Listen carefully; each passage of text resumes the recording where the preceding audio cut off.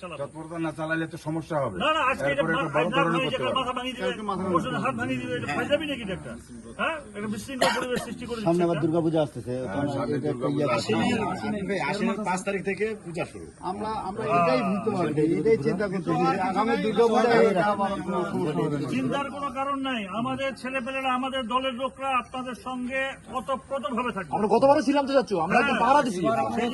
এবার আরো বেশি আমরা তৎপর থাকবো।